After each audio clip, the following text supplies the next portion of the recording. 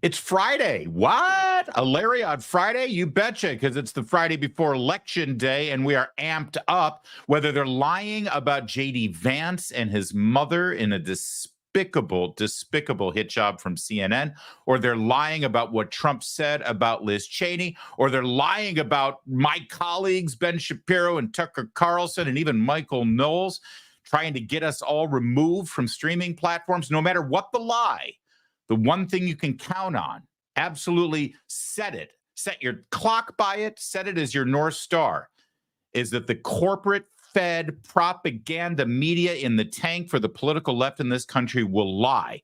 They will lie about you, they will lie about me, and they'll lie about Trump. And we're going to call them on all their lies right now. It's Friday, and we are amped. I'm Larry O'Connor. You can call me Larry. Amped and psyched and pumped, and we're ready to go. Thanks for watching our live stream today on Friday, November 1st. Happy All Saints Day for those observing. We are ready to go. Thanks for watching the live stream on Rumble and YouTube and on X and on Facebook. Wherever you're watching, please share this video, like this video. In fact, the early likes are helping us out. It increases our visibility, and I don't know if you've noticed, but audience joins us throughout the stream, and then they go back and watch from the beginning. So if you give us the early likes right now, and let's face it, what's not to like? I'm back in my home studio. I've got a new poster on the wall. Jeb's here. We're ready to go. Give us the likes. And don't forget, election night, 6 to 8. We'll be live from a high-profile election night party in downtown D.C. with a ton of expert guests, celebrity guests, and well, people getting drunk and ready to go. Think of it as like a pregame, right? Because the results are coming in around 8, 9 o'clock. We're going to be 6 to 8. We're like the pre-Super Bowl party. Come in and watch our pregame. It's like when ESPN goes to a parking lot in front of the big stadium before the big game. We're going to be your game day coverage on election night from 6 to 8. So make sure that you follow us. Make sure you get the alerts turned on so that when we go live, you're going to be live right there with us. Thank you for that. Can't wait to see you then. On CNN last night, one of the most despicable, disgusting, absolutely mean-spirited lies about J.D. Vance that you'll ever see. This is Tavis Smiley on CNN, a left-wing commentator, liberal race-baiting commentator, who just can't stand the fact that J.D. Vance sat and had an incredibly effective, thorough, and normal conversation with Joe Rogan, something his candidate couldn't even bring herself to do because she's incapable of it. And then take a look at Tavis Smiley's expert, CNN-approved analysis. It's a bunch of silliness, but to your point, Abby, your comment a moment ago that got me when you said he's coming after the men too. I think J.D. Vance has mommy issues. And it's been fascinating for me to watch the way this has played out on the campaign trail. And because of those issues, he has subjected women across this country to all his bad ideas and all his bad policy. Maya Angelou once told me that processing pain without perpetuating pain is rough business. So if you got mommy issues and you make everybody else in the country subject to that, that's a real problem. But to your point, now he's coming after the men. I remember an episode of This American Life years ago where the staff all took testosterone tests. And when the results came in, the male host of that show, Ira, had the highest testosterone. And the executive producer of that show, a woman, had the highest level of testosterone, which suggests to me that this conversation. The big dogs just rule, male or female. The big dogs. Well, Abby Phillips is really yucking it up there. She thinks it's hilarious as Tavis Smiley goes off on a Maya Angelou, This American Life, testosterone-fueled word salad that would rival anything Kamala Harris brings to the table. But let's not overlook the gross, disgusting little slime that he threw out there right at the beginning. That, again, CNN host Abby Phillips thinks is just hilarious.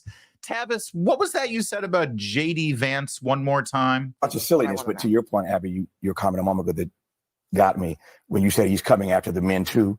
I think J.D. Vance has mommy issues. You know, J.D. Vance is new to a lot of people on the political scene. In fact, just over the last month or two, most Americans have just gotten to know him. That's why, by the way, Kamala Harris and Tim Walz and the despicable members of the propaganda media tried to define him before he could actually introduce himself, right? What did they say? He's weird. He's weird. All they did was throw, he's weird. He's weird. The only thing people knew about him before actually getting to know him and seeing him say a word on television was that he's weird. Wow, that guy's weird, right? But of course, now that you have seen him do interview after interview after interview after interview, he's the furthest thing from weird. He's normal. In fact, he's probably one of the most normal people in Washington, D.C. Why? Because he's only been in D.C. for like 2 years, not even that.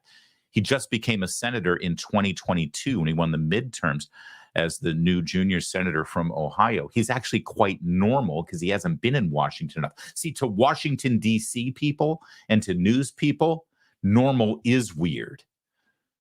But if anyone didn't really know who J.D. Vance was until he was introduced to the American people as the running mate for Donald Trump over the last couple of months, if you knew anything about J.D. Vance, anything at all, you knew the character of J.D. Vance from his award-winning, best-selling, groundbreaking book, Hillbilly Elegy, or for those of you who don't read books, you know the adaptation of that book into a major Hollywood film by director Ron Howard, starring Glenn Close and Amy Adams.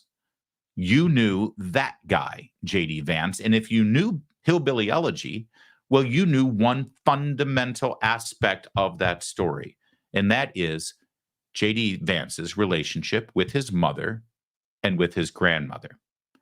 And what do we know about J.D. Vance and his relationship with his mother?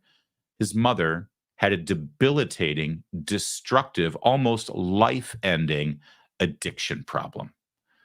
An addiction problem that was brought on and sort of became an iconic representation of the despair that so many Americans have had to live through for the last 2 decades in rural Appalachia, in the impoverished parts of this country that were left behind by both the Obama administration and the Bush administration. You know, those people that they can't go to the coal mine anymore because we're more interested in embracing solar and wind powered energy. Well, let them learn to code. Oh, they can't make automobiles or parts for automobiles anymore. You know, we call it the Rust Belt now because those towns that used to be built on factories and men going to work to be able to earn a living and raise their families and be good providing husbands for their wives. We shut those factories down so we can exploit cheap labor south of the border over in China. Well, that's fine. Let them learn to code, or they can move to a big city. Get out of those towns anyway. Why should you even want to waste your life there? Yeah, all of those people that were left behind. That's where J.D. Vance came from. That's what J.D. Vance's mother had to deal with. And in that despair, yeah, a lot of people ended up turning to addiction, oftentimes because doctors overprescribed OxyContin and various other pharmaceuticals. We know that because it was detailed in his book and in his film. We know that she couldn't even raise her own son. And so he's been raised by his grandmother for much of his life, for his formative years. He talks about her all the time, my Meemaw. If there's anything anybody knows about J.D. Vance up until the last 2 months, that's what we knew. The tragic and yet heroic and uplifting story of his mother. His mother, whose life was frankly impacted in one of the most destructive and negative ways by Washington, D.C., and the politics that Kamala Harris and Joe Biden openly embrace, as did Hillary Clinton, frankly, as does Liz Cheney and all of the never Trump Republicans who are doing anything they can to keep J.D. Vance and Donald Trump from winning this election. And what does Tavis Smiley do? Tavis Smiley mocks it. Tavis Smiley spits on that relationship, spits on J.D. Vance, spits on his mother, with that despicable, gross, obnoxious excuse for a political talking point. J.D. Vance has mommy issues. And look at Abby Phillips.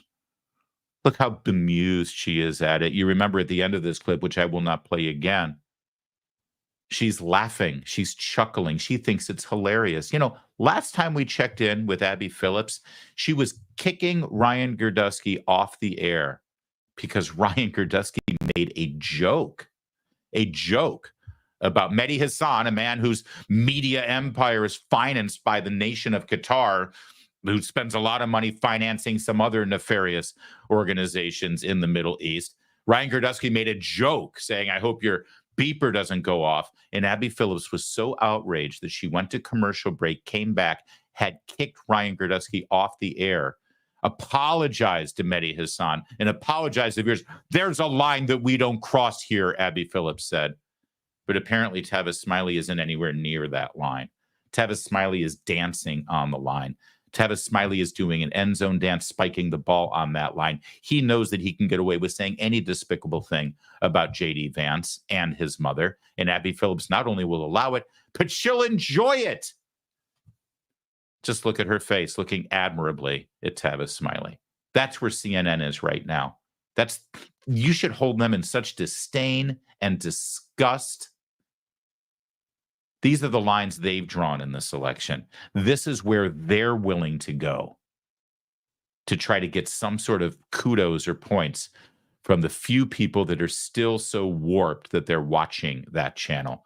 I'm guessing they're out of batteries in the house. They can't figure out how to change them in the remote control. And so it's just stuck on CNN. Thankfully, you know better. You can move on from then. J.D. Vance has mommy issues.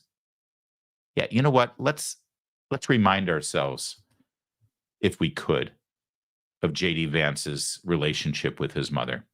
This was the Republican National Convention, where J.D. Vance, growing up in that impoverished despair of Appalachia, lifts himself up, joins the Marine Corps, uses the GI Bill to get an undergrad at Ohio State University, and then eventually a graduate degree from Yale.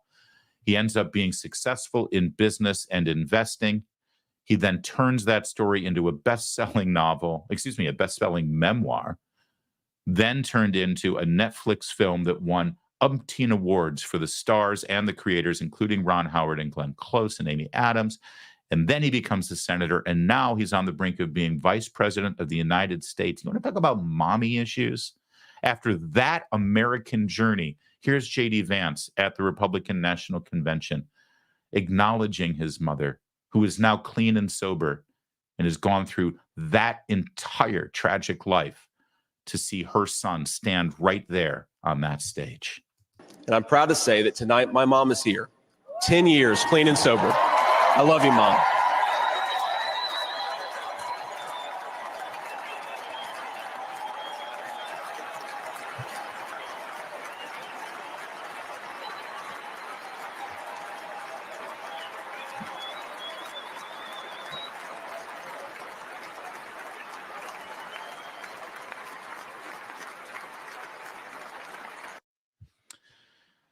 That's who Tavis Smiley is spitting on. That's who Tavis Smiley is making fun of. That's who Tavis Smiley is degrading, criticizing, and dragging through his own dementia. That's who CNN allowed to get disparaged on national television. You know, honestly, the fact that Tavis Smiley and CNN doesn't get it, the fact that they believe that this relationship between this man and this woman, his mother, is in some way worthy of ridicule, I feel better knowing it, because we have so little in common with the people who are at CNN, and they don't care to reach out and actually have anything in common with us. Then you know what? Fine, as long as we know where you are and what you stand for. But could I just point out one other thing real fast about J.D. Vance's mother? I just want to pull this back here because I heard another story about this. If I could, really quickly, and why what Tavis Smiley and CNN did there is even that much more despicable. Because J.D. Vance's mother is not part of American politics. J.D. Vance's mother is not a candidate. J.D. Vance's mother has not been out there making the case for her son. She's not doing interviews. She's not on the campaign trail. She's not running for office. And when I saw this image right here of his mother and Speaker of the House, Mike Johnson, I was reminded of a story that J.D. Vance told in an interview about a month ago. It was the night of this convention. It was the night of his speech, and his mother was ushered into the VIP box here, where you see her sitting as she's breaking down in tears, looking at her son, which sort of makes me emotional as well. And when she walked into the box, somebody introduced her to Mike Johnson. And J.D. Vance's mother said, "Oh, pleased to meet you. Now, do you work in politics too?" Because Vance's mom didn't recognize Mike Johnson as the Speaker of the House of Representatives. She doesn't know. She doesn't follow news and politics. This is not something that she's obsessed with, like Tavis Smiley and CNN and all these other people who have no other lives outside of showing up on a cable news set after eating all the free food in the green room and trying to get a cheap laugh by saying J.D. Vance has mommy issues. No, Tavis Smiley has the issues. J.D. Vance's mother is normal. She's a normal American who walks into this life now, this setting, after everything she's been through, meets the Speaker of the House and has to ask him what kind of job he's got and whether he's also involved in politics. That's normal. Tavis Smiley isn't. Tavis Smiley isn't 1/10 the person that J.D. Vance and his mother is. He's despicable. He's not even worth any more of our time, other than to say the best revenge, the best last laugh will be Tuesday night. And we'll see what kind of issues Tavis Smiley has. I really was starting to get emotional there, Kevin. There's something about seeing J.D. Vance's mom breaking down in tears at that moment that's like, can you imagine what they've been through? I'm sorry. It's just, I'm a crier. Are you a crier, Kevin, when you see a movie? Did you cry at the end of Rudy? Well, actually, I watched The Sixth Sense last night on Halloween, and I teared up at the end of it. So, yes. Can I admit something to you? I've never seen Sixth Sense. Oh, I you've already got know to. the spoiler, but I've actually never seen it. You've got to. It's the kind of movie that like South Park or Family Guy or these spoof TV shows would do like a spoof of. Yeah. Well, and like I said, as soon as I learned the spoiler, it's like, well, I don't have to see that movie, but I guess I will. I was not expecting, when I said tear-jerky movie that elicits an emotional reaction from a viewer, Sixth Sense was not the one. I figured Lord of the Rings, you know, when Aragorn says, you bow to no one and everyone there bows to the four hobbits and gets down on a knee. I mean, who's not crying at that moment, right? That's what I thought I was going to get from you. And I get Sixth Sense. What is wrong with you? I'm in touch with my emotions. You got mommy issues. All right, let's go. All right. Wait, hold on. I've got something. Is that the right first clip here? Hold on. I'm glad I'm looking here. We're supposed to start with hold on. CNN. Yeah, I don't have it. Hang on. I didn't set that up right. Stand by. See, I'm glad we're bantering. Hold on. Stand by. I just want to make sure it's not. Yeah. All right. Hang on. I just sent you the link in private chat. It's this one, right? Yep. All right. Thank you. All right. Talk amongst yourselves. We're not used to Fridays, okay?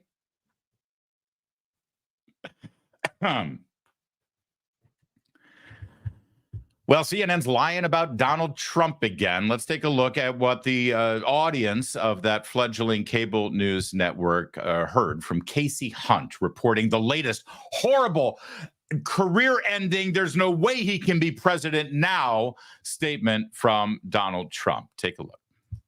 4 days out from Election Day, and former President Donald Trump is escalating his violent rhetoric, suggesting one of his most prominent critics, the former Congresswoman Liz Cheney, should be fired upon. Wow. I mean, that sounds pretty awful, doesn't it? So I love he's ramping up his already violent rhetoric. They got to do something to get Biden calling you garbage off the headlines and Mark Cuban mocking every woman who supports Donald Trump as weak and stupid. They got to do something, right?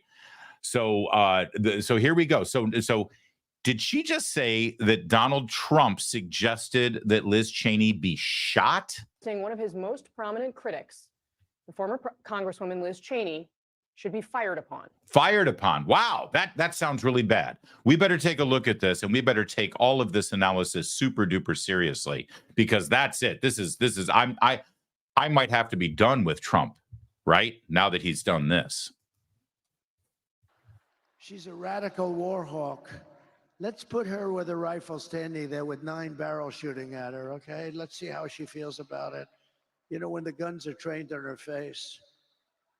You know, they're all war hawks when they're sitting in Washington in a nice building saying, oh, gee, let's send 10,000 troops right into the mouth of the enemy.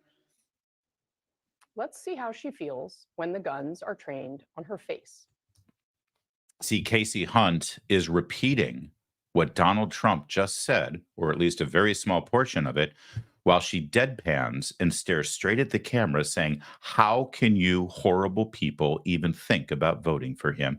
He just said Liz Cheney should be shot in the face. But he didn't, did he? Did he? I mean, I don't know. This sounds pretty bad the way CNN's setting it up. And they wouldn't lie. When have they ever lied about Donald Trump? Let's sit with that for a moment.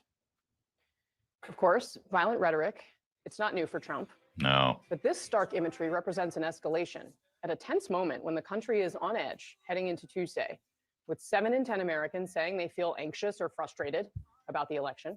Gee, I wonder why 7 in 10 Americans feel anxious or frustrated about the election.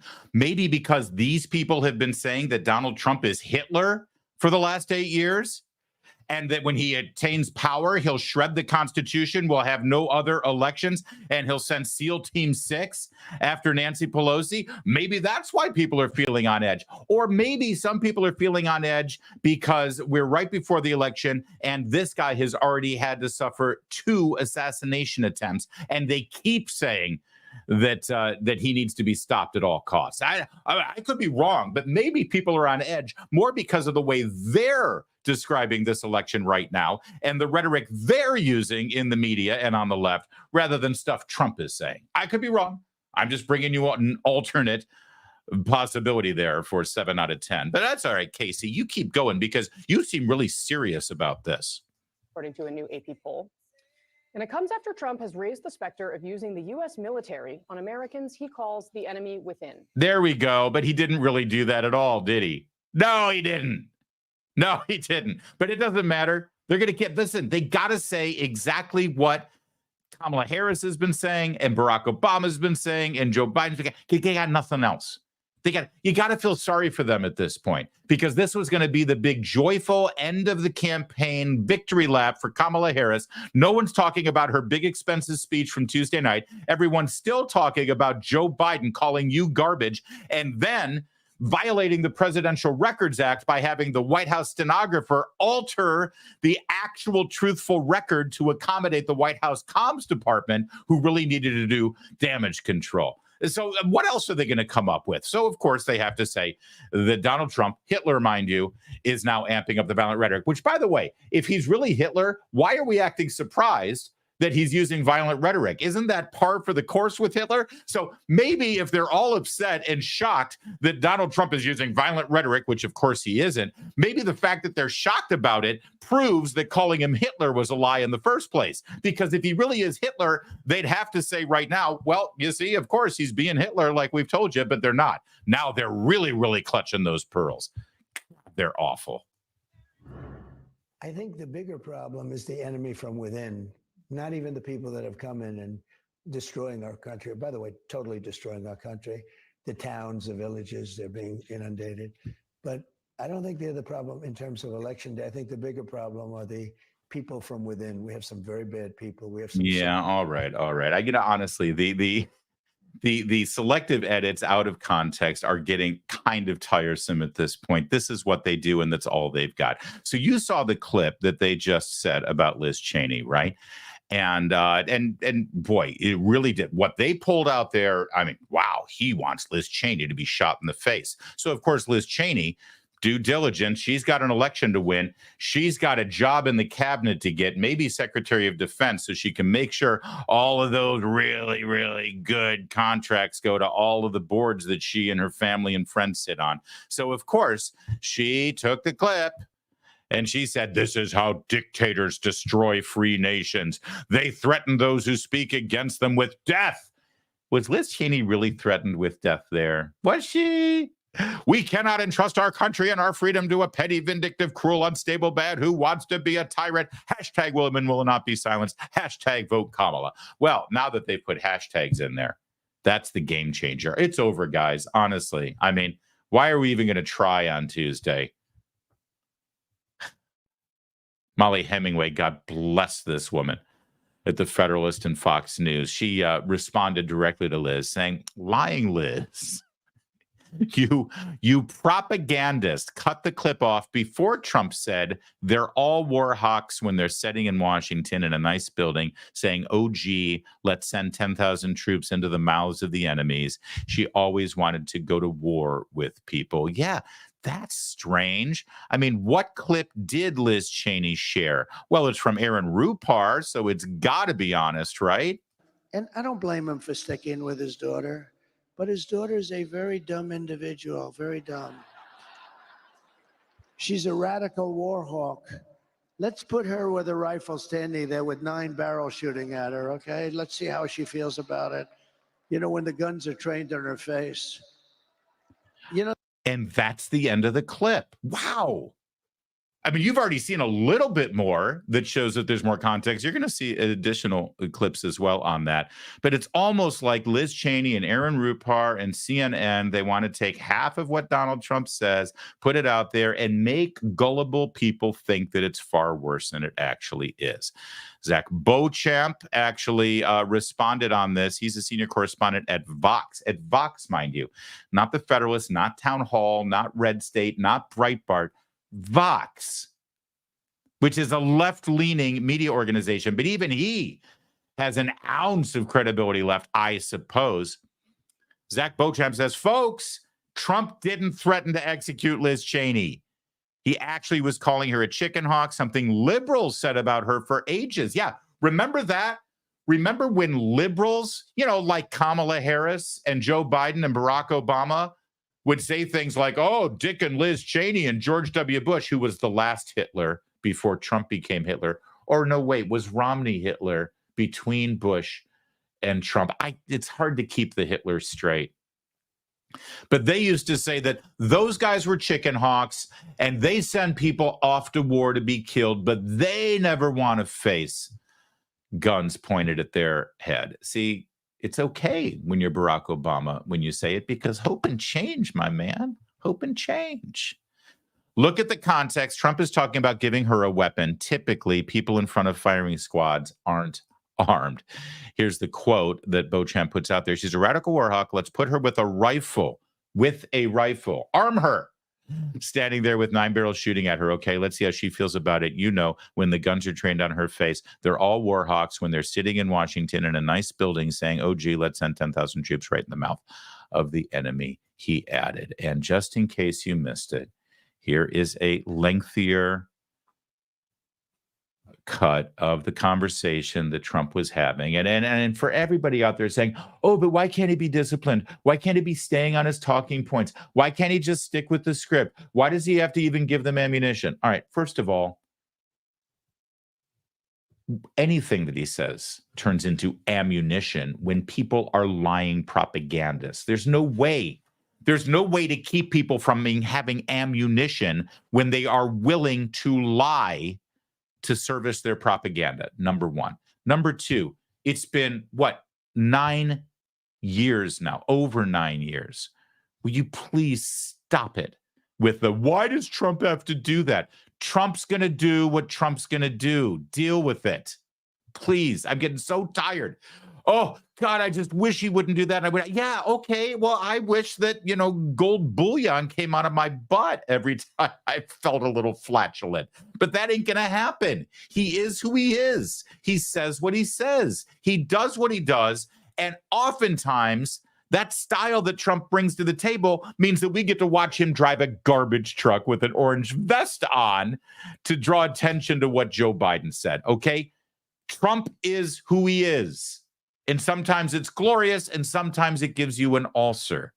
But guess what? The whole point of Trump being who he is compared to Kamala Harris and Joe Biden and all these other phonies in Washington, D.C., is that Trump is authentic. And authentic means good things. Authentic means bad things. Authentic means what you see is what you get. Authentic means that he gets up there and he tells you what's on his mind without any bull.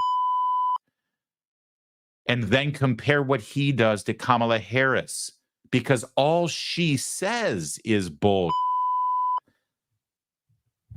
And the comparison couldn't be more stark. So you pick your fighter. You choose. Honestly, go ahead. I'm tired of beating my head against the wall with you people who are like wringing your hands saying, why does Trump do that? Why does he do that? Why does he constantly do that? You want a scripted, pre-programmed talking point, word salad, nothing but bullshit candidate, you've got a great choice in front of you. You want the opposite. You want real. You want authentic. You want warts and all. You want someone who might say stuff you don't like, but at least he's not bullshit you. Well, you've got a very good choice on the other end too. But at this point, stop. Stop trying to make Trump somebody he's not. And by the way, even if he did exactly what you wanted him to do, these liars and propagandists would still do what they're doing to him. How do I know that? Because I've seen them do it to Mitt Romney. I've seen them do it to Ron DeSantis. I've seen them do it to Nikki Haley. I've seen them do it to John McCain. I've seen them do it to Bob Dole. I've seen them do it to George W. Bush. I've seen them do it to Liz Cheney back when they hated him. Dick Cheney back when they hated him. But of course, now they love him. So they won't do it to Dick Cheney now. I've seen them do it to George Herbert Walker Bush. I've seen them do it to every Republican who came close to the White House in my entire lifetime. Get Dan Quayle on the phone and see how they do with him. Stop fooling yourself.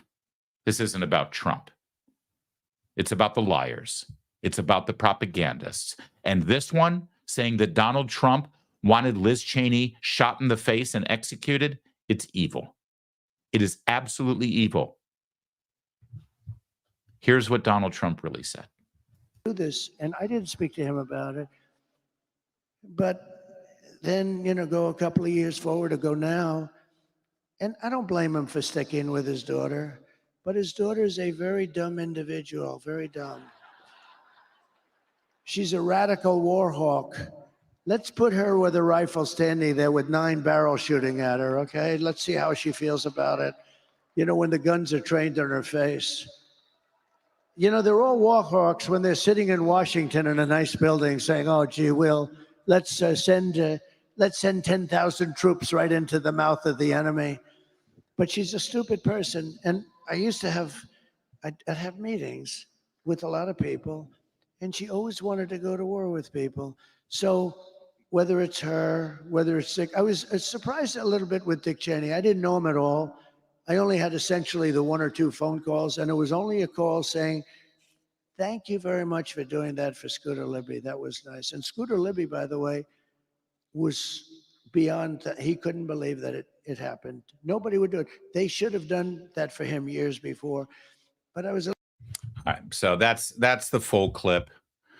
Every single thing that Donald Trump just said is exactly what Nancy Pelosi and Casey Hunt and George Stephanopoulos and Chuck Schumer and Bernie Sanders and Hillary Clinton and all of the other Democrats would have said and did say about Dick Cheney 10, 15 years ago. Every single thing. And by the way, the media would have actually loved it and amplified it and supported it and cheered it on. And now, listen, you can think that it's weird that they're all supporting Kamala Harris. You can think that, oh, well, it's the Republican Party that's changed. Yeah, well, the Republican Party has changed. So is the Democrat Party. But the way these lines are drawn right now, and the media who's thrown down with their side of the equation, it's pretty amazing, actually, considering the media is willing to lie the way you just saw them lie and claim that Liz Cheney was threatened with execution by Donald Trump. Now that you've seen the full clip, you know that's not what happened. But think about this for a minute. We have had a shift in American politics over the course of the last year. And yes, absolutely, the two parties now have had a realignment, and they represent two very different pictures in America. Kamala Harris and Joe Biden and Barack Obama's Democrat Party absolutely can, without doubt, claim the mantle of the party of the wealthy, super educated, like advanced degree elites in this country. You can have it. That's who they are. And they've absolutely attracted Republicans over to their side. Republicans like Bill Kristol, Republicans like Liz Cheney and Dick Cheney, Republicans like Barbara Comstock, Republicans like all of the Adam Kinzinger and all of the war hawks, as Donald Trump just called them, over to their side of the political equation. And they're very proud of it. But understand that they all went over to Kamala Harris's side basically for one reason, and that was because they don't like Donald Trump. And they don't like that Donald Trump is standing in the way of some of the things that they relied on. The Pentagon funding and the use of troops and our armaments around the world at a moment's notice. But really, it's about Trump. It's really about Trump ending their power. Meanwhile, over on the Donald Trump side, he's built a very unique coalition of his own. It includes blue-collar factory workers in the Midwest. It includes unions like the Teamsters and UAW members who were defying their leadership and voting for Donald Trump and even organizing with Donald Trump. It includes police officers. It includes Border Patrol agents. It includes RFK Jr. and Tulsi Gabbard. And all of them have aligned themselves with Donald Trump and the new formed Republican Party, not because of personality, not because they're against Kamala Harris and Joe Biden. Each and every one of those groups that have aligned themselves now with Donald Trump have done it for a policy reason, for a policy or a program or a principle that will make a difference in this country for those groups and for all Americans if Donald Trump wins. Think about that. Yes, there's a realignment. One side of the equation, he's put together a coalition based on policies, based on a new direction and programs that can be implemented to change fundamentally the direction of this country. Something that right now, the vast majority of Americans believe is on the wrong track. The other side has put together their own coalition, and it's all centered around one concept: Orange Man bad. Just stop Trump, which I guess by definition means stop those policies. So, I mean, as we reach this final weekend before Election Day, it's pretty clear why the propaganda media is lying in such an evil, despicable way about Donald Trump and by extension about you. Because they've thrown down with one side.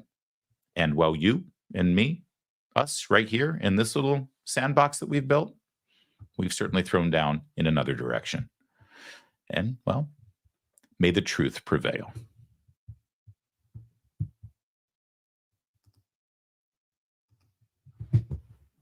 Poor Kamala Harris, her week began with her big, super duper closing argument speech on the Ellipse in Washington, D.C., with the White House behind her. It was supposed to be the final imagery for most voters who were waiting to make their decision come next Tuesday. And this was going to be the iconic moment that sealed the deal for her.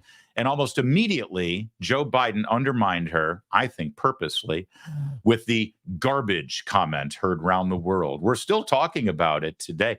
We're still talking about the fact that the sitting president of the United States said that the supporters of Donald Trump were garbage. Well, that's not a great way to have your final week in American politics as you're running for president. So you got to feel a little sorry for Kamala Harris. But the good news is she's done a lot of things to try to take people's minds off of Joe Biden's garbage comment. And she sent lots of surrogates out there to do lots of TV shows. So maybe they can change the subject. And well, I mean, I guess Mark Cuban succeeded in that yesterday, because suddenly only half the people are talking about Joe Biden calling Trump supporters garbage. The other half are talking about Mark Cuban and what he said on The View.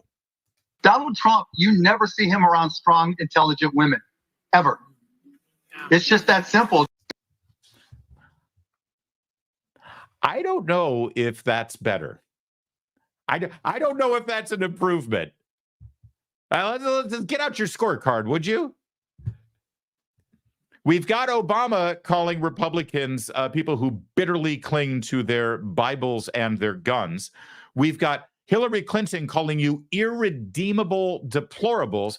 We've got Joe Biden calling you garbage. And now Mark Cuban on a show that specifically targets female viewers on The View says of the women Donald Trump surrounds himself with, Donald Trump, you never see him around strong, intelligent women, ever. It's just that simple. I think my favorite part is it's just that simple. Oh, it's quite simple, Mark.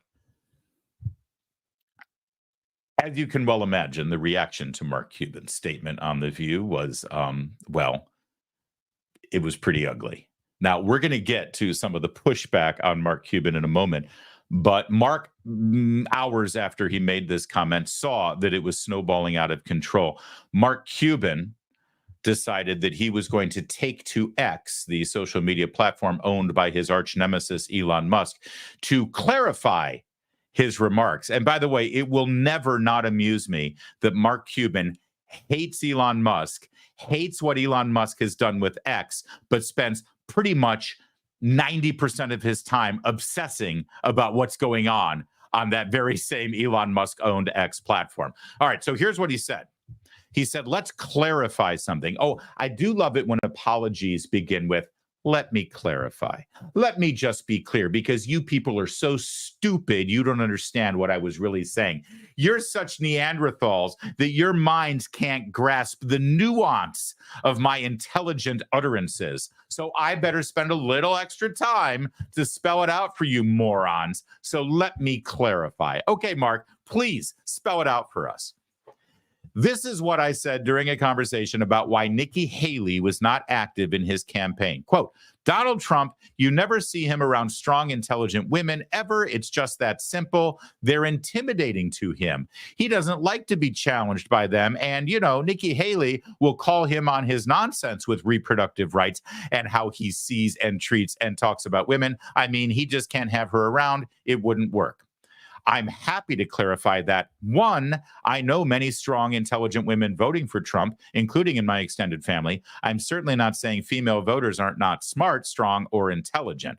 Two, I know he's worked with strong, intelligent women like Elaine Chao, Kellyanne, Ivanka, and many others. I stand by my opinion that he does not like being challenged publicly. Okay, so that's a fascinating clarification that doesn't include any apology, any I'm sorry, any I regret it, any I take back what I said, or anything. No. He's doubling down. He's owning it. But number two is really interesting. I know he has worked with strong, intelligent women like Elaine Chao, Kellyanne, Ivanka, and many others. Okay, so I know he's worked with strong, intelligent women. Can I remind you again what he said? Donald Trump, you never see him around strong, intelligent women. So I know he's worked with strong and intelligent women, but you never see him around strong and intelligent women. And he stands by what he said. By the way, even better, The View, the panel, you know, Whoopi Goldberg, Joy Behar, Alyssa Farah, they didn't say anything. Sunny Host, and they were fine with this. They said nothing in real time to push back on this. It took us conservative right of center commentators who saw it and then, sort of got this ball rolling yesterday to actually say, did you hear what just Mark Cuban just said? The women on The View were absolutely fine. In fact, by their silence, I think they agree with him. And even more ironic, one of those women I just mentioned on The View, Alyssa Farah, she literally worked with Donald Trump during the entire first term. She was Mike Pence's press secretary and then eventually was part of the communications team at the Trump White House right up until the final week when she decided it was time to start a new career hating Donald Trump. But she was just fine taking that paycheck while working in the White House. She worked with Donald Trump, and she apparently agrees with this statement. Donald Trump, you never see him around strong, intelligent women. And Alyssa Farah on The View, I guess her internal monologue was, well, that's true because I was around him a lot. So, I mean, I guess we can't really argue with that. So his first clarification didn't quite stick, believe it or not. So Mark had to go back to X again with another clarification. When I said this during the interview, it didn't get out exactly the way I thought I did. So now he apologizes after this first clarification didn't quite stick. So I apologize to anyone who felt slighted or upset by my response. But hold on a second. Do you see what he did there? These are my favorite non-apology apologies. He's not saying, I was wrong. I shouldn't have said it. I hurt people. I'm sorry. See, that's how you apologize. I know this because I've had to do it myself. And I taught my kids how to apologize.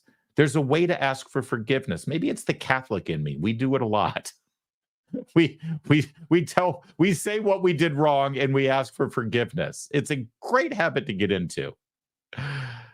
Mark Cuban didn't do that here. Don't be fooled by the word apology or the apologize in this sentence. Okay, let's break down the sentence, shall we? I apologize to anyone who felt slighted or upset by my response. In other words, if you felt this thing, then I apologize. Most people didn't feel it because most people get it. Most people are smart enough to not have the reaction that you had. But if for some reason you had this reaction, then here, I'll throw you a bone. I apologize. Better now? It's still about the people and how they felt. You see, if you're really giving a heartfelt apology, whether somebody felt a certain way about what you did or not is irrelevant. You're apologizing because, objectively speaking, regardless of other people's reaction, what you did required an apology. But he doesn't see that. I apologize to anyone who felt slighted or upset by my response. I hope you can see that. I hope you pick up on that when people do these non-apology apologies. As I said, it wasn't about Trump voters, supporters, or employees, current or former. Really? It wasn't about Trump voters, supporters, or employees, current or former. Really? Donald Trump, you never see him around strong, intelligent women. Well, I don't know. I guess if you took that to somehow be interpreted as being about Trump voters, supporters, or employees, current or former, that's on you, apparently. It was never meant that way. How else are you supposed to take that? All right, here we go. I set myself up for the 6-second soundbite. No excuses. It sounds like a lot of excuses to me. Can't nail in every interview. My skin is thick enough. Oh, thank God his skin is thick enough. How about everyone you just insulted? I love it. Don't worry about me, everybody. I've got thick skin. Don't worry. I know you're all reaching out to me to make sure I'm okay for insulting every woman who has worked with, been around, or supported Donald Trump. But don't worry, I'm going to get through this. I'm Mark Cuban. I've got a thick skin. What a narcissistic hole. What bothers me, though, oh, good, we get to find out what bothers Mark Cuban now, because that's what we're really concerned about. Hey, Mark, what bothers you?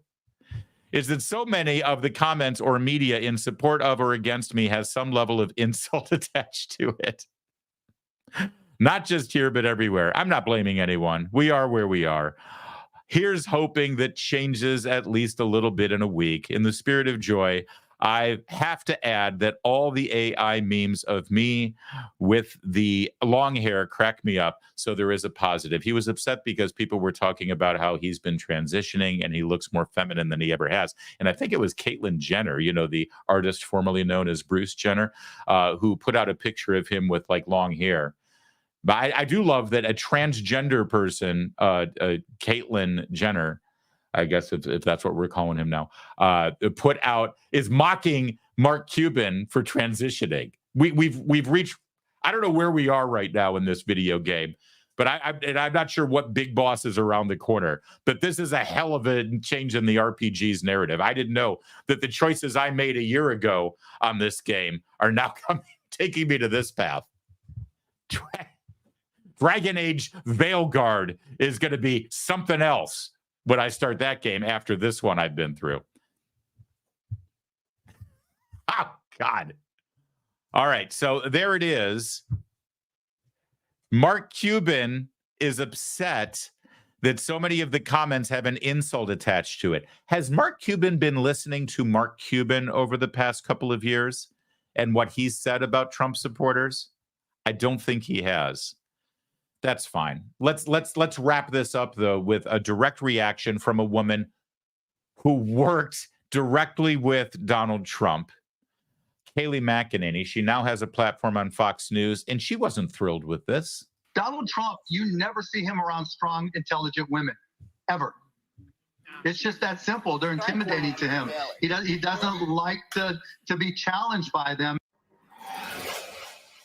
Kayleigh. Mark Cuban. Okay, I had to take a breath before this because this is so profoundly offensive. I worked for Donald Trump. I consider myself a strong woman. I consider those around me strong women. Kellyanne Conway, Brooke Rollins, Ivanka Trump, Hope Hicks, Sarah Sanders. That's before we get to the women that Donald Trump elevated to very high levels, like Nikki Haley, who still supports him, like Amy Coney Barrett, who he put on the Supreme Court, or the women currently around him. Susie Wiles comes to mind, Caroline Leavitt. That is so offensive. And you know why? Because it's not just about the women who worked for him. He said the women around Donald Trump. This comes right after the Joe Biden garbage comment. Okay, the women around Donald Trump. What about the women who vote for Donald Trump? Are they weak? Are they dumb? Did Mark Cuban just insult any woman who supports Donald Trump? Because it's a little, very small step from that. And this is an official Harris campaign surrogate, Mark Cuban. That is misogynistic in my view. Get out of here, Mark Cuban. Kamala Harris, he's your surrogate. I want to hear from you. Do you agree the women are weak and ineffective? Whatever he said, get out of here. And I can't wait to hear from you, Kamala. Yeah, well said, Kayleigh. And there's a little bit more from her. But, you know, Kayleigh was offended by this. She absolutely took it as a direct insult. But no, Kayleigh, I'm sorry. You missed the apology. You see here, it wasn't about Trump voters, supporters, or employees, current or former. So, Kayleigh, come on. That was the second apology that he put out on X.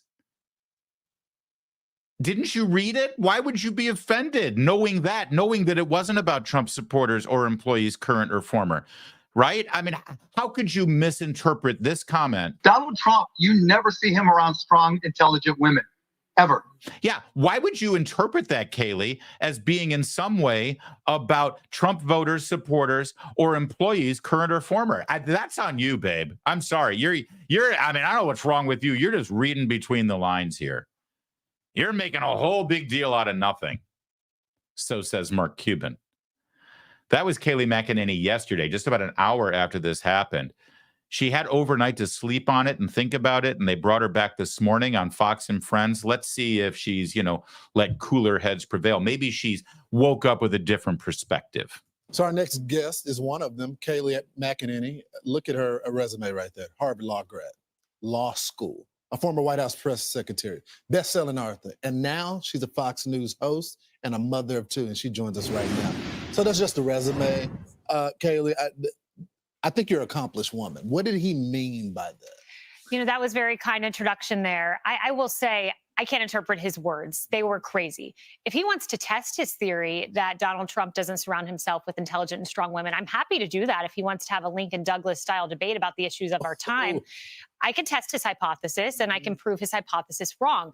But it's not about me. It's not about the other amazing, accomplished women who are on the cover of the New York Post.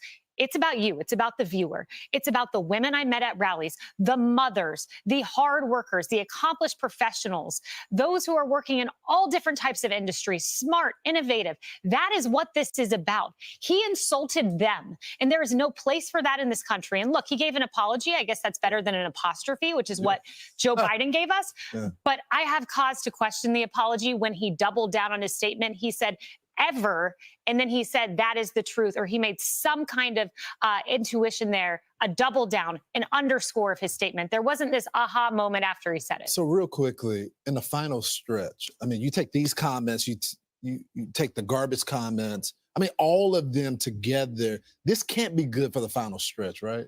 Not at all. Look, voters are used to this. If you support conservatism, if you support Donald Trump, if you are half of the country, you have been called deplorable, irredeemable, garbage, unintelligent. We can't find countries on a map if you watch CNN's Don Lemon. Like, that is what we have been told. People talk about get out the vote operation, and yes, that matters, going out knocking on doors. This might be the single biggest get out the vote operation. Thank you, Joe Biden and Mark Cuban. There's another controversy in the White House right now. The stenographer's office, they're upset about what's happening there. These are career officials. They're not. All right. We're going to move on from that, though, if we could. There's one other. She mentioned that Mark Cuban is an official surrogate for the Kamala Harris campaign. He was acting officially on behalf of the campaign when he said those remarks. And what's funny about this is about an hour after that, yesterday, Tommy Viator, who actually works on the Harris campaign, former Obama staffer, does he? You know what? He might not work on the campaign, but he's an unofficial advisor, former staffer for the Obama presidency. He says, "Hey, Harris campaign surrogates, please stay on message. No history lessons, no jokes. Let's just run through the tape here, gang." Here comes Mark Cuban saying, "Yeah, I got you, boss." Leroy Jenkins. The good news is the Harris campaign has rewarded Mark Cuban now.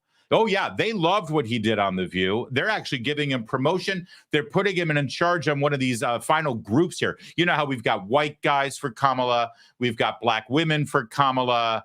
We got indigenous, transgender, disabled people for Kamala. We got all these different groups. And now Mark Cuban's got a group of his own.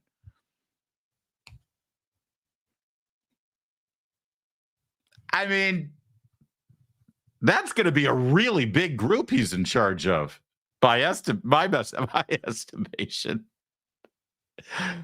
Paula Scanlon, by the way, red-pilled athlete, former teammate of that dude up at Penn University who swims with women, even though he's a dude. Paula Scanlon, a champion for women's sports. She came up with this meme, and I want to give her full credit for it, because that is beautiful. Dude, you know, the meetings must be a blast for cucks for Kamala, right? I mean, nothing but soy. Every type of use of soy is on the buffet table when you walk in. You got your soy salad, you got your fried soy, you got your soy desserts, you got your soy-based butter, there's a whole lot of estrogen in that room. Keep up the great work. I mean, honestly, you guys are doing great over there at the Kamala campaign. I can't wait for the next final argument she's going to try to make and see how that one gets upstaged. All righty. Do you like cucks for Kamala, Kevin? No. Well, I mean, do you like the name cucks for Kamala? I like the joke. I like making fun. Did you like the graphic? Yes, I do. Thank you, Paula. It was good stuff. Paula rocks. All right. Stand by.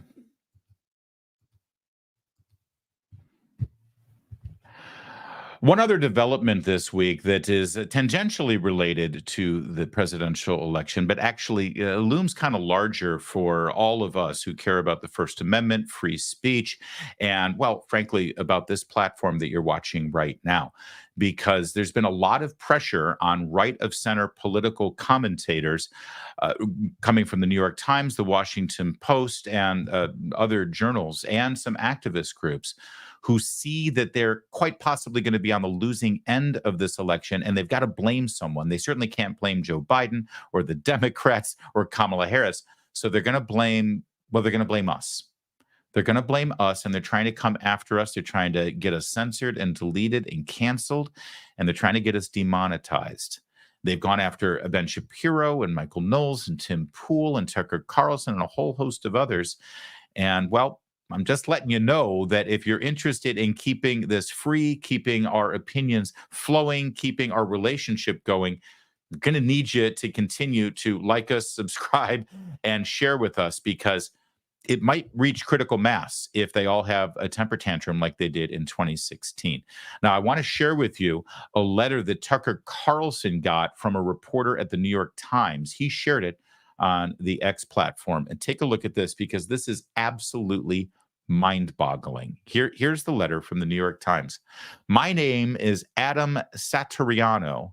I'm a reporter for the New York Times. I'm reaching out to seek comment from Tucker Carlson for a story about Telegram. The story will include descriptions of how groups affiliated with the Proud Boys. Now, first of all, I want to unpack this with you, shall we? It's not just the Proud Boys that you got to worry about anymore. Now it's groups affiliated with the Proud Boys. How big are the Proud Boys? But I don't think I've ever even, what, haven't they already arrested and jailed anybody who was tangentially involved with the Proud Boys because they're such totalitarians? So now it's not the Proud Boys. It's groups affiliated with the Proud Boys. Do they get some sort of like franchise certificate? Is there a special card they get? All right, listen, you guys, we can't let you into the Proud Boys. We're going to give you an affiliate card, all right?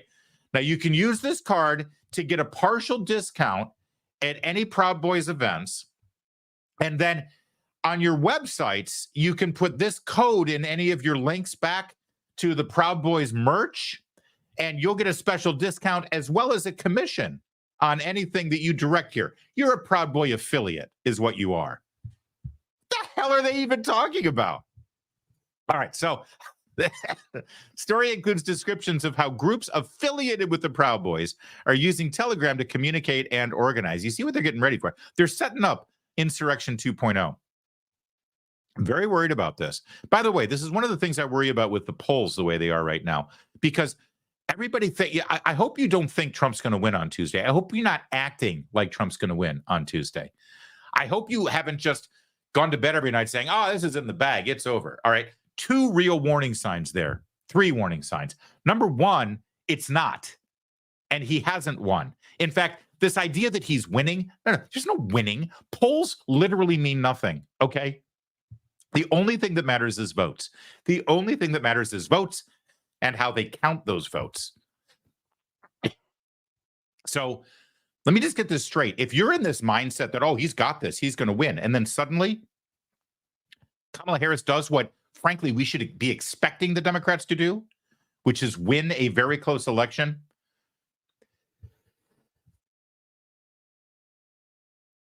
Excuse me. I don't want everyone to be freaking out and saying, what? How could she have won? How did we were winning. We were in the lead. I saw the polls. I saw the numbers. It was ours. They stole it from us. They stole it from us. And then you start flipping over cars and set them on fire. No, that's what they want. That is so much what they want. Okay? So number 1, it's a lie to think that Donald Trump is winning, because there is no winning. Polls mean nothing. All right? Number 2, it's meant to make you get complacent. Yeah, I was going to volunteer and I was going to knock on doors and I was going to be a poll watcher in these last 4 days, but we got this in the bag. So screw it. I'm not needed. That's what they want. Okay, that's what they want. So that's number 2. And I've already forgotten what number 3 is. So don't do that. Don't do that. I will tell you right now, Unless you work your ass off, Kamala Harris will be your next president. As of now, that's what it looks like. Don't be shocked. Don't be surprised. And for God's sake, don't be angry, because that's what they want. That's what they want. All right, back to this. And that's what, let's look at how they're setting up. They're setting this up. The Proud Boys are using telegrams to communicate with other affiliate groups because they're planning the next insurrection. All right, back to this. In some Telegram posts from chapters of the Proud Boys, they discuss Mr. Carlson wearing black and gold colors at the recent Madison Square Garden rally for former President Trump in New York. Members of Proud Boys have interpreted this as a sign of support for the Proud Boys, which use black and gold as their official colors. Is this the case? Is this the case? We want verification. Were you wearing black and gold as a sign of support for the Proud Boys? Answer the question, Tucker Carlson. At the rally at Madison Square Garden in New York, was Mr. Carlson's choice of wearing black and gold a sign of support for the Proud Boys? If you care to respond, I need to hear from you by tomorrow, Friday, November 1st at 2 p.m. Ooh, clock's ticking. Time's ticking. Let's go. You got one more hour as of now. Best, Adam. Oh, I did like that he said best. Best. This is where we are. By the way, I saw Tucker give his, the speech he gave at the Heritage Foundation's 50th anniversary on a Friday, and then he was fired by Fox on a Monday. That was like a year and 3 months ago, I think. He was wearing the same tie. This is what Tucker wears. Tucker's a prep. He's a Brooks Brothers prep. He wears these ties. By the way, I didn't see it as black and gold. I thought it was blue and gold, like, Naval Academy or something. All right. Well, Tucker shares this. And of course, he also shared his reply. Dear Adam, dear Adam, I just received the inquiry you sent about the tie I wore at Donald Trump's rally at Madison Square Garden on Sunday night. Yes, yes, that is an official Proud Boys necktie. I received it at my Proud Boys initiation ceremony several years ago after swearing a blood oath to the global fascist revolution and the sacred principles of QAnon. As you can imagine, I wouldn't normally admit this.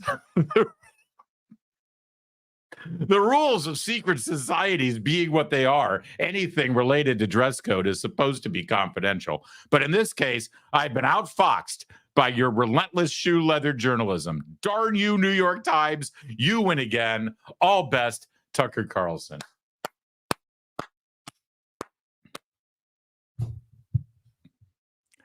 Tucker, that is the only way to deal with these people. Seriously, truly, it is the only way to deal with these people.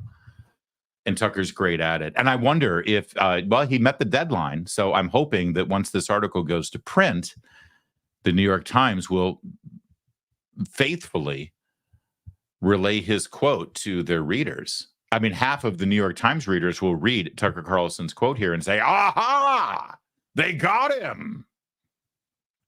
Now, we're joking and we're laughing because they should be ridiculed, these people, but they're also pretty evil. And I use the term sparingly and cautiously, but I think that anyone who's trying to silence opposing voices in a free society like ours, where the New York Times claims that they care about a free press, the First Amendment, and the protection of free expression. In fact, they live off of the First Amendment. They get all the protections of the freedom of the press, but they don't want Tucker Carlson or any of us to have those protections, that they want to silence the people who use those very same protections for free expression, free speech, and free press. They want to actually silence us because we use it in a way that they don't approve of. That is evil. It is anti-American, it's anti-democratic, it's anti-human spirit and human rights. And this is just one example, this Proud Boys necktie story, of sadly a very disturbing pattern of behavior. Now, I don't know if you saw it, but there was an article this week in the New York Times. This is quite a look on the website. It's called "Election Falsehoods Take Off on YouTube as It Looks the Other Way," it being YouTube. The entire purpose of this article is to silence dissent on YouTube. Many of you watching this very show at this moment on that platform. The New York Times teaming up with Media Matters to try to censor, cancel, silence, or at the very least demonetize this program and every program you see represented in front of you. In fact, Tucker Carlson shared the correspondence he received, this one via text message, with a reporter at the New York Times who wrote this article up named Nico Grant. Good day, Mr. Carlson. I hope you're well. I'm Nico Grant, a reporter at the New York Times. I wanted to give you an opportunity to comment for an upcoming article that takes a look at how political commentators have discussed the upcoming election on YouTube.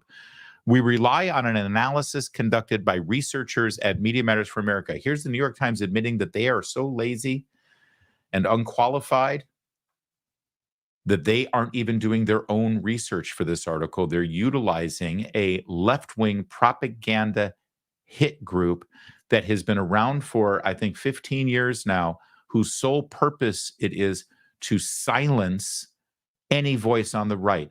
They've tried to cancel and demonetize and boycott Fox News since their existence. And they've tried to end conservative talk radio, Rush Limbaugh, Mark Levin, Sean Hannity, Glenn Beck, and this very program, the website that we work for, Town Hall, every conservative website, Andrew Breitbart when he was alive, and the sites that have come after him. This is what Media Matters does. They're very well funded. It was started by John Podesta, by the way, and money from his group as well as George Soros money, and they continue to wreak havoc on any sort of political dissent from conservative quarters in this country. They are liars. They are despicable. And I know that they're seeing this because they literally hire people to sit in a cubicle and look at everything from the right. So make sure you spell it right. It's O''Connor. You know, apostrophes. That's what the propagandists in the White House and your pals that you approve of in the media that you think are just fine have just claimed Joe Biden had when he said that Trump supporters were garbage. You didn't write anything about that because you don't care about the media and you don't care about the truth. You care about advancing your extreme agenda and silencing all dissent. You're fascists. Back to the note from Nico to Tucker Carlson.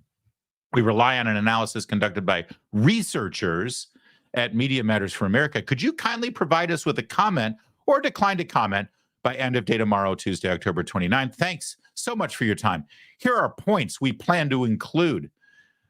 Media Matters identified 286 YouTube videos between May and August that contain election misinformation, including narratives that have been debunked or are not supported with credible evidence. Researchers identified videos posted by you in those 4 months that contain election misinformation. We feature a clip of you saying, quote, all the sadness we've seen after the clearly stolen election, all these bad things happen, but people I know love each other more, unquote. I also have a few questions. One, are you a member of the YouTube Partner Program? You see what they're doing here, right? You see what they're doing here. This is bullying. This is intimidation. This is mafia tactics against Carlson and my colleagues, but it's also bullying and mafia tactics against YouTube. Because if they can't get us canceled and kicked off and censored and boycotted, then they will bully and intimidate YouTube to demonetize what we do. Number two, if so, how frequently does YouTube demonetize your videos? Number three, has YouTube sent you messages, emails, or notices in the last year that your content contains misinformation? Thanks for your time. Tucker's response in true Tucker fashion. So the New York Times is working with a left-wing hate group to silence critics of the Democratic Party. Please ask yourself why you're participating in it. This is why you got into journalism. It's shameful. I hope you're filled with guilt and self-loathing for sending me a text like this. Please quote me. Nico responded, thank you for your prompt response. Would you like to address any of the points or questions above? Would I like to participate in your attempt to censor me? No, thanks. But I do hope you'll quote what I wrote above and also note that I told you to f off, which I am now doing. Thanks. Well, as I already pointed out, the article was published with or without Tucker's direct quote that Nico and the New York Times should off. And they came with this really amazing Brady Bunch sort of simulation here with a whole lot of my buddies. Some of these guys, I mean, I know all of them, but I don't know them personally. But some of them I know rather personally, in fact. Can I just tell you my favorite part of this entire graphic here is Ann B. Davis as Alice, the maid in the center there. Who's got the center square? Who's got the Paul Lynde square? Actually, that's probably more apt. Paul Lynde, for those of you who are in the know, he was in the center square on Hollywood Squares all the time. And he was gay. So, of course, it's Michael Knowles. That's just gratuitous. I do like Michael. I have a lot of respect for him. But look at Michael Knowles in the center square there. And you know what the best part of this is? Michael Knowles gets the center of this giant graphic that's going everywhere with this New York Times article. And yet, when you actually click on the link and read the article, they make no mention at all of Michael Knowles. Nothing related to Michael Knowles actually made it into the article. He got edited out, but they did leave him in the center of the graphic, which I find, that's actually pretty insulting, isn't it? It's like, we want to put you in here, Michael, so we'll put you in the picture, but nothing you said was really worth it to make the cut in the actual content of the article. So I guess they just used Michael Knowles for eye candy, right? They needed to put someone in the center.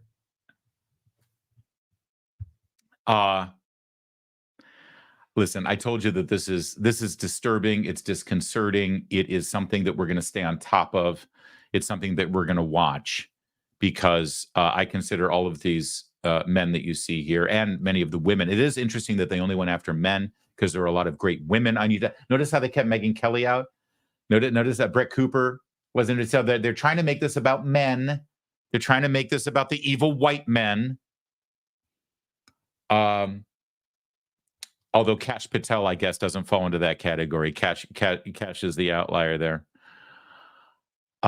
They're trying to bully us. They're trying to intimidate us. And even more so, they're trying to put pressure on YouTube. This is exactly what happened after 2016, when suddenly big tech jumped on board and they participated in censorship. They participated in demonetization. It got on steroids during the 2020 election with the Hunter Biden laptop story and with COVID, with the masks, with social distancing, with the policies, with the questions about the origins of the virus coming from Wuhan and from the lab, about the shot and its effectiveness and whether we were being lied to and all of those things that I just told you I wouldn't have even been able to say without getting this video taken down by YouTube 4 years ago.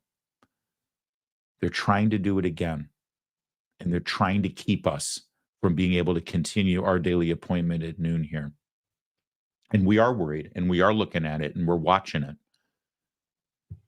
But I want to tell you, there is one bit of hope here at the end of the day and at the end of this segment and at the end of today's episode. The one bit of hope, credit where credit is due, in this article, and you don't have to read it because I read it for you, and I found the one silver lining, and it's this. This is in this New York Times article written by Nico Grant. In June 2023, the platform, YouTube, reversed course, saying creators were allowed to dispute the outcome of any past presidential race as YouTube tried to offer, quote, a home for open discussion and debate during the ongoing election season, unquote. YouTube declined to comment on whether it would reimpose a ban on misinformation about the outcome of the race after states certified the votes as it did in 2022. YouTube also went on to quote in this article that they are trying to foster debate and discussion on this platform that respects all sides of the political landscape. And I don't know, I think that's the bare minimum that we should expect from a platform like the one you're watching us on right now, that presents itself to we creators and to you in the audience as a place where everyone can go and share their ideas, share their thoughts, share a laugh, share anger, share frustration, and speak our minds. That should be the bare minimum. That should be the bare minimum for a society that embraces free expression and free speech. But we've seen how this can go. Right now, YouTube said, I gotta say, all the right things in this article. And maybe that's an indication that they think the election's going to go a certain way this Tuesday. I don't know. I'd like to think that they have this position about free speech and a free platform no matter what the outcome of an election, because it's kind of in the Constitution. It's kind of the basis for how they came to market with this platform in the first place, because that's what we were all sold on. We were sold on the idea that this is where we can all come and share our ideas and share whatever we have in common and whatever we disagree about. That's what they told us when we all started. And I'd like to still maybe naively think that that's where we're going to be at the end of all of this. So the New York Times tried, Media Matters tried, and so far, as of now, we're holding firm and we're still here. Thank you, YouTube. Thank you. Also, YouTube is very well aware that we are currently streaming on Rumble and we are currently streaming on Elon Musk's X as well. They know that. That's a good thing. Competition, it's clarifying, isn't it? And, well, I think it brings out the best of us, even a big tech oligarch. That's it for today. I can't believe I stepped on my last line there. This is why I should write out a script. Hey, Ball State with $10. That is Grand Fleet Admiral Jeff. Is that really his title? Are you sure? Did you check the epaulets? Is that what the is that what his rank is? All right. I think he looks more like a tin pot dictator of some kind, or perhaps a admiral. Maybe he's a commodore. Isn't commodore a higher rank than an admiral? I'm not sure, but thank you, Ball State alum Jeff. I really appreciate it. Sorry about your Bears losing to that in that Hail Mary to my command skins. That was ugly. But that's okay. The Bears will live to fight another day. You guys, thank you so much for watching today. I appreciate it. This was fun. Have a good weekend. Listen, who knows? This is crunch time, guys. And who knows where the news cycle takes us? Who knows what's going to happen this weekend? That's why you've got to hit that subscribe button. Hit the bell for alerts, please, because we might go live this weekend.